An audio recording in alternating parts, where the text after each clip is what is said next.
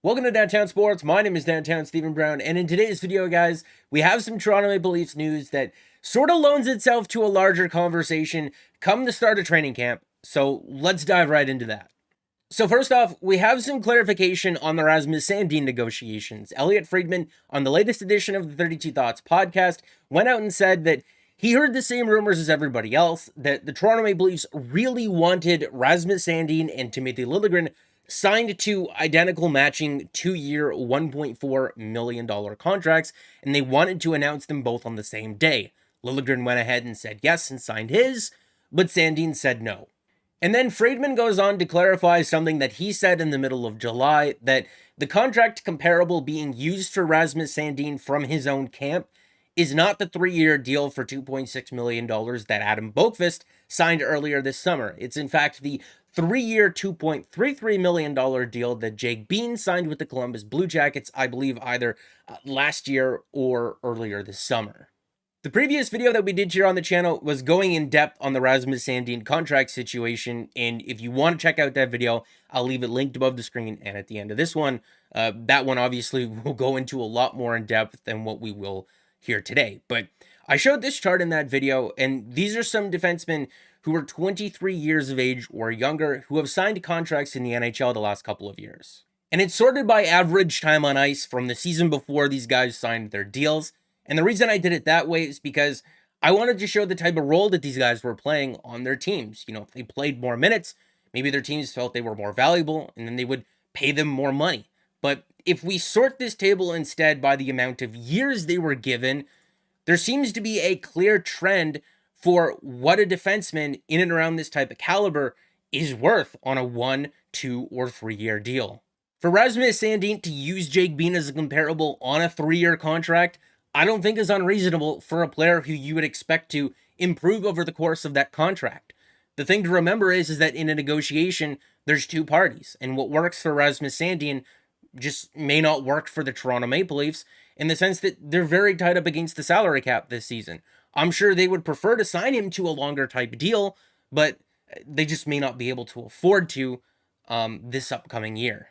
The same way that a 3-year deal doesn't work for the Toronto Maple Leafs because of their immediate salary cap situation, well, a 1-year deal may just not work out for Rasmus Sandin because if you're looking at the Toronto blue line on the left side, the side that he plays, you know, they already have guys like Morgan Rielly and Jake Muzzin and Mark Giordano signed to contracts.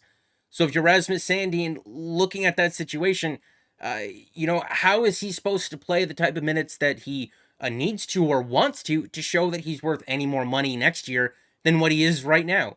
And they tried playing him on the right side this past year. They only did it a couple of times. It didn't work out so well, but even from his own perspective, if he's playing his offside, that's something that he's going to need to learn how to do, and he may not be so great towards the start of it, you know, and if you're not playing so well, how you're supposed to show that you're worth any more money. So a 1-year deal may not work for him. The best compromise seems to be a 2-year deal, but Kyle Dubas and the Toronto Maple Leafs feel that he's worth the same amount that Liljegren signed for. They're both young RFA defensemen who are former first-round picks. I don't see why they shouldn't be worth something similar. You know, a guy like Sean Durzi signed for a little bit more money earlier this month. You know, he comes in a couple $100,000 more than what Timothy Liljegren signed for. It wouldn't really bother me very much, but to think that he's worth any more than that, I don't think that you could really justify it. You know, a guy like Dante Fabro, the year that he signed his deal, he was playing up over 19 minutes a night. It's not the same as the 1658 Sandin was playing last year. Using Kyle Clifford and Adam Gaudette as placeholders to fill out this fourth line here just because they're the cheapest available options, you could see why the Maple Leafs are not able to afford to give him any more than $2 million on a 3-year deal. Even if you moved out a guy like a Justin Holl, this roster is not salary cap compliant because there is an over $200,000 overage charge to factor in from the previous season. And even if they were able to just barely be cap compliant, this is only a 20-man roster. There's no extra skaters. If somebody get injured, you're going to have to play short that game. And if they get injured for a long time, well, it depends on who that is. They may be very difficult to replace. There's been a lot of talk this offseason, even going back to last year as well, including myself, talking about possibly trading Justin Holl. But then the news about Timothy Liljegren gets announced today, And it sounds like the Maple Leafs have known about this for a while, and maybe that's why they didn't proceed with a Justin Hall type trade, because you're going to need a guy like him to start the season if Liljegren's going to be out for 6 weeks. But then it was also announced that Pierre Engvall sustained an injury while training back in Sweden, and he's going to miss the first 2 weeks of training camp or so. If Timothy Liljegren is going to miss the next 6 weeks, that allows the Maple Leafs to place him on LTIR to begin the regular season and free up another $1.4 million to help them get cap compliant. And if you're looking at how much space overall they would have to fill out this remaining spot on their blue line and then another forward spot for the fourth line, they'd have about $2.1 million after you factor in the overage charge that they were hit with from last year. But don't quote me on exact numbers because I'm not 100% sure how overage charges work when you're in LTIR, because I know that you're not allowed to pay performance bonuses with LTIR money. I don't know if it's the same with general overage charges, but if you're looking at the amount of cap space that they would have left after the overage charges factored in, let's just say $2.1 million, even if Rasmus Sandin signs an identical deal to Timothy Liljegren, that would only leave them with $700,000 to fill out this fourth line spot here, and then that doesn't leave them any money to carry any extra forwards, which means if there's another injury, you either have to hope that that player is going to be injured long enough to place them on LTIR, or they're just going to have to play short for a game, and then they can use an emergency recall to recall someone and fill that roster spot afterwards, which happened to a lot of teams last year because a lot of teams were pushed right up against the salary cap. I don't believe it happened to the Maple Leafs at all last season, but it's probably going to happen to teams again this year, and I wouldn't be surprised if it happens to the Maple Leafs once or twice with the way that they're positioning themselves here.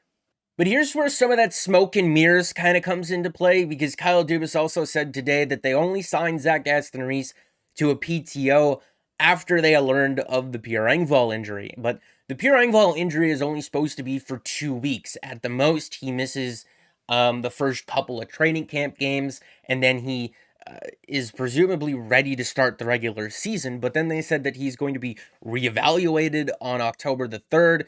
And if we come back over to this armchair GM, if the Maple Leafs were able to place both Timothy Liljegren and Pierre Engvall on LTIR to start the season, they would 100% be able to afford to re-sign Rasmus Sandin, fill out these 2 forward spots, and even carry an extra bench player while these 2 players were coming back, and that would push the decision that they eventually need to make down the road. And they did that last year. They started the season with Ilya Mikheyev on LTIR, while Peter Mrazek got hurt the first week, and then Mitch Marner got hurt, and they were able to place both those players on LTIR and just continue to kick the can down the road until they eventually traded Travis Dermott at the trade deadline, which is what we all sort of suspected. You know, are they going to trade Travis Dermott or Justin Hall? That was going on for months, but they kept placing guys on LTIR to prolong that decision, and that could be something that they do this year, but you know, I would never hope for injuries, but injuries do happen, and it could be a way that the Maple Leafs can just be cap compliant, is just keep kicking that can down the road. It's all smoke and mirrors, because if we come back to this quote one more time, it reads a couple of different ways. Did they sign Zach Aston-Reese to a PTO after they found out about the Engvall injury because they just wanted to fill Engvall's spot in training camp for 2 weeks? Or did they sign Zach Aston-Reese to a PTO after they found out about the Engvall injury because they expect there to be more salary cap space because of the Engvall injury? Or a different injury, Liljegren or somebody else? Nobody knows. And they're not going to come out and tell us, you know, wink, wink, nudge, nudge, this is our plan to sort of circumvent the salary cap and push back the decision that we need to make, because that's not a solution, just placing guys on LTIR in the short term. It's something that can buy you more time, but it's not exactly a solution. Because placing guys on LTIR in the short term is not necessarily a solution, I can't see them having very much cap space to work with at the trade deadline, even if they do eventually move someone out the door. The money is going to be very tight, even when factoring in prorated salaries or the possibility of getting double salary retained. And when you're looking at the team as is, you know, you're seeing a couple of holes on their roster and you're thinking to yourself, okay, well, they have 6 months to develop their players a little bit more. Guys like Nick Robertson and Matthew Nyes can take steps in their development, and maybe you add a couple of guys at the deadline, and now I'm feeling more confident, but all of a sudden, you take away the possibility of adding any impact players at the deadline, and maybe you don't feel as confident. But then again, that is still 6 months from now, and a lot can happen between now and then. So I'm not necessarily going to worry about that just right now. Maybe there's still the possibility of a trade before the regular season starts, or maybe even a couple of months into it. But what I do know is that they're going to wait as long as they possibly can before they're forced to make that trade. If you're looking at last year, they waited all the way until the trade deadline to trade a guy like Travis Dermott away. And when I talk about trading Alex Kerfoot or even Justin Hall, I'm not saying just for the sake of it. I'm weighing the pros and cons, and I'm looking at the cap space and what else they could do with it, and I'm leaning one way over the other. But Kerfoot's still a very useful player. He can play on your power play, your penalty kill, up in the lineup, down in the lineup, even the center ice position if you absolutely needed him to. And a guy like Justin Hall, a lot of people don't realize it. Fine, he's not a top four defenseman. He's too inconsistent to be a top four defenseman. He's just a decent, okay, average player that if you're playing him on your third pair, you can get some good use out of him. But he's their number one penalty killer over the last 2 seasons. You can't necessarily just replace that on a whim. This is the last thing that I wanted to touch on here, because Kyle Dubas is in the last year of his contract as GM of the Maple Leafs. And this is a quote from Kyle Dubas from Pierre LeBrun here. Dubas says he was informed by Shanahan this summer that no extension was coming at this point in time, which again, the Leafs GM insists he's okay with, given the fact they haven't delivered yet in the playoffs. He's comfortable being judged after this season. No matter what side of the fence you fall on, whether you wanted him fired years ago or you're still a believer in Kyle Dubas, the thing that you have to respect about this guy is that he went into this offseason knowing that there was no extension coming for him, but still, all of the moves that he made this offseason kept this team's future in mind. He caught a lot of flack for what he did with the goaltending situation this offseason, and, maybe deservedly so. Maybe it's an absolute train wreck. If you look back to 2016, when the team acquired Frederik Andersen, he was a young goalie in the prime of his career, had a track record of success, no real injury concerns, and was looking to sign long-term. That's an ideal fit. And if that goaltender was available, I'd be 100% on that train. Should have gone out and got that guy. But there was no goalie available like that this year. If you look at the guys who were available to them, maybe the closest guy that comes to that description is a guy like Ville Husso, and even he signed for 3 years, $4.75 million. He spent like a cup of coffee in the NHL, and he wasn't very good for the Blues in the playoffs last year. So even with all the pros comes a lengthy list of cons, just like Matt Murray.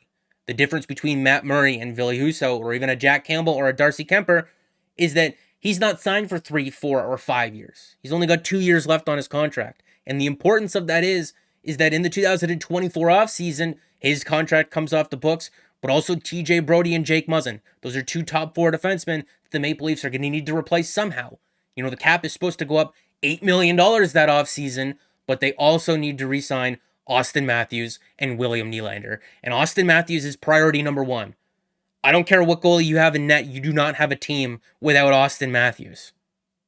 So if you're telling me that Kyle Dubas sacrificed maybe a bit of confidence in net for this upcoming season to have a better chance at re-signing Austin Matthews a couple of years down the line, he may have sacrificed his own job, but he did the right thing for this team, and you gotta respect that. Maybe it's not a disaster. Maybe we look back on this in a year with some hindsight and we compare Matt Murray and Ilya Samsonov's numbers to the other goalies who were available this offseason, and we say, hey, we actually made out pretty good here, and we don't have a guy signed long-term where, there's more risk involved. But before we end things off, before we get out of here, the Maple Leafs did announce their jersey sponsor patch for this upcoming season, and it's with the Dairy Farmers of Ontario, and it's just going to say milk written on the Maple Leafs jersey like that. It's white on the home jerseys. It's blue on the away jerseys. It's milk written in blue. But yeah, let me know what you guys think about that in the comment section down below, and everything else that we talked about in this video. Make sure to like the video if you did like it, and subscribe for more, because more is always on the way. And guys, training camp gets underway on Thursday. So let's toast. I got a glass of milk here. and I'll see you again in the next one.